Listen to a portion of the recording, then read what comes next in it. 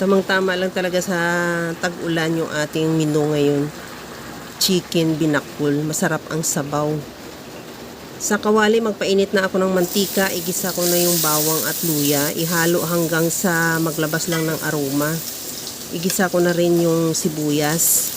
The same process lang din. Ihalo hanggang sa mag-translucent.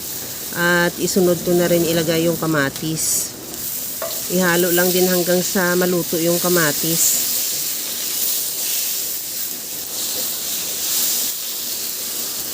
Maglagay na rin ako ng asin at paminta.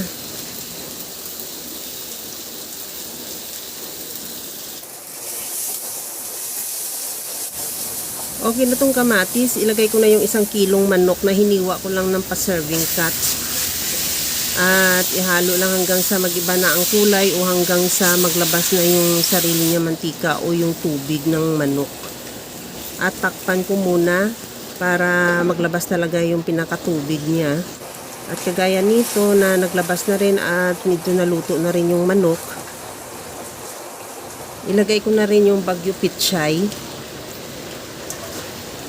At ihalo lang bahagya hanggang sa mag-subside lang o medyo ma-half cook yung ating bagyo pichay. At ilagyan ko na rin yan ng tubig ng buko. Medyo kunti lang kasi ang tubig ng manok. Kaya instead of tubig ng buko ang ilagay natin dahil napakasarap niyan. Takpan ko muna ulit hanggang sa kumulo at maluto na rin yung manok.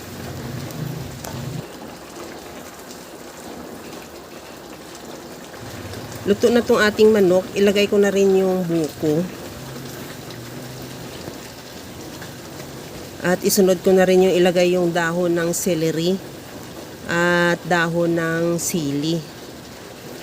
Ihalo lang din dahil madali lang din naman maluto yan. At kunting halo lang yan. Maglagay na rin ako ng siling green. Optional, kung ayaw mo, pwede naman hindi ka na maglagay, pero recommended ko dahil napakabango ng siling green. Tikman ko kung okay na yung sabaw niya at nilagyan ko lang din ng liquid seasoning. Pwede naman maglagay ka ng patis or kung ano man seasoning available sa'yo. At okay na yan, ready to serve na yung ating napakasarap na chicken binakul. Kaya mga kalasa, kung nagustuhan mo yung ating video, please like na lang at pakishare na rin sa inyong mga friends. At kung bago ka pa lang sa aking channel, subscribe na at i-click mo na rin ang bell button para sa mga notification. Okay na to, luto na.